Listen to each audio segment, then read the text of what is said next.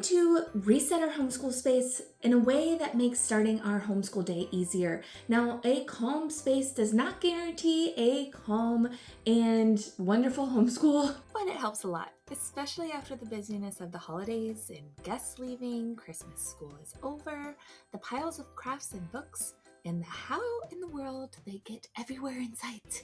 Welcome back to our New Year Homeschool Reset series, where we are resetting our homeschool for success in this new year. Now, episode 1 was all about clarity and those first initial steps to getting going. Now, this one is all about setting up our homeschool space for success.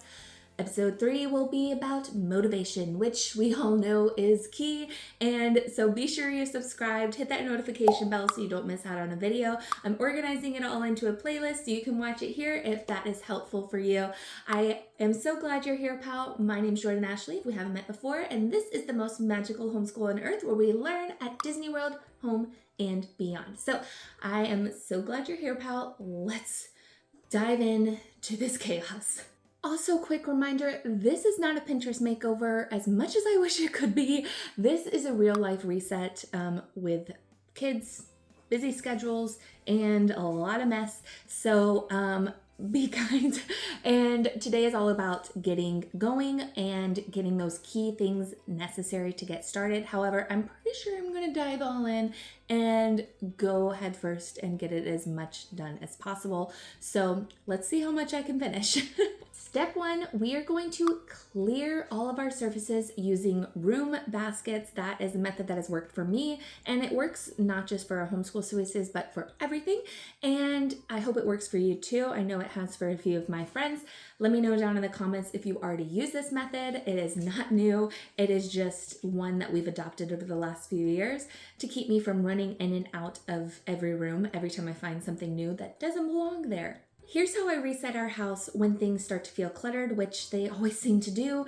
I will go through and clear all of our surface out and put things in baskets based on the room that they are supposed to go to. So for example, if I'm in the kitchen and I see something that belongs there in the kitchen, I see something that belongs in the trash, I see something that belongs in the homeschool spaces, I see something that belongs in our go station or in a donation pile upstairs, etc. They will all go in their own little piles. If I have enough baskets, I will put them in the baskets and then I will carry them to where they go, and which we will see more about in a few steps. But this helps me make things quick and organized. Now, the baskets that I typically have are those: the schoolroom basket, our kitchen basket, our go station basket, upstairs. If I'm upstairs, I will separate them out further, etc. We will make a donation pile and of course one for trash. And that has been a huge key for our success. Now for today's video, I'm just focusing on those homeschool spaces, and so I'm not gonna show you me sorting out everything and where it goes in my house, but we're gonna focus on those homeschool spaces and get them organized as possible so that we can get a fresh start to the new year. And we're gonna hopefully talk about how I keep them organized so that both I can find things and my kids can too, so that they can have responsibilities for their own tidying up, as well as they can find things and be creative when time allows. And I have a few strategies for that I'm going to share in just a minute. But first, let's move on to step 2. Step number 2, we are going to pull the most important things first. So once I have found all of my school supply things, everything that was taken out of our school room and put in miscellaneous places throughout the house because they were being utilized, I am bringing them back in with that basket. I'm going to empty them all out on the table, and then I am going to dive in. I'm not going to sort everything at first, because what happens if I get interrupted by a baby or other various things that I'm responsible for and love doing? I don't want to be interrupted in those organization times when I haven't even found the most important things. So we're going to find those most important things like our main curriculums, our daily morning basket items, things that we're going to be using right then. Now, if you were here for our first episode, this might sound familiar. It was the first initial step to tidying up and getting the essentials ready. So we make our morning baskets, and I like to put our writing journals in them, our math materials, whatever we're going to be doing that keeps our day moving. Now, this is great because even if I don't finish every single thing in that moment, I have more time to organize it later, because guess what? I have the essentials and I have them ready, and I have it in an easy access thing that I can bring out to another space in the home where we can get started on our different activities for the week. And remember, we're doing a gentle block by block build so that we're not doing it all at once. Again, check out the first episode if you haven't seen it already, to why we do that. But today is all about getting everything that I have in the home where it needs to be, so that I can just think better when the surfaces are clear. Let me know, is that helpful to you?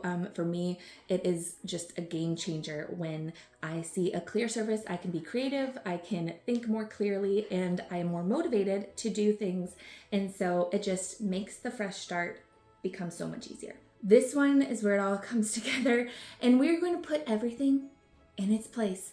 We're going to organize by type and by subject, and we're going to put everything where it goes. And this has been key and essential for our family. Let me know if it's helpful for yours as well. Now, we rely heavily on storage boxes, if you haven't noticed, and some of them, we really love the ones that stack up together so that we can organize and we can see everything.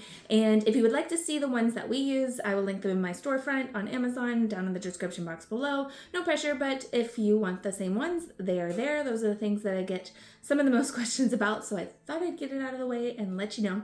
Now, if I know where everything is, I can use it better, right?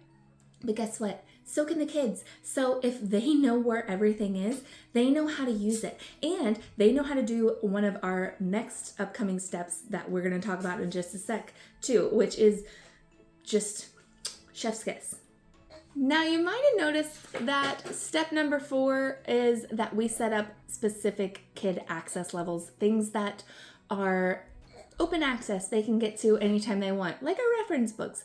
And then there's some things that are more ask first kind of mentality, and those are some of our more heavy duty crafts and things, baby calls.